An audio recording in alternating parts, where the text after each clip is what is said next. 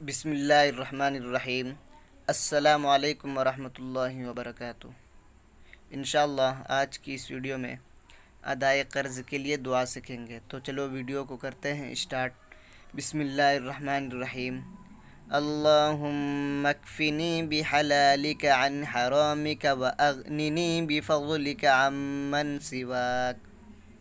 اے اللہ، حرام سے بچاتے ہوئے اپنے حلال کے ذریعے تو میری کفایت فرما، اور اپنے فضل کے ذریعے تو مجھے اپنے غیر سے بے نیاز فرما دے۔ یہ کلمات حضور اقدس صلی اللہ علیہ وسلم نے حضرت علی رضی اللہ تعالی عنہ کو سکھائے تھے، جب ان سے ایک شخص نے اپنے مالی مجبوریوں کا ذکر کیا تو فرمایا، کیا میں تم کو وہ کلمات نہ بتا دوں جو مجھے رسول اللہ صلی اللہ علیہ وسلم نے سکھائے تھے؟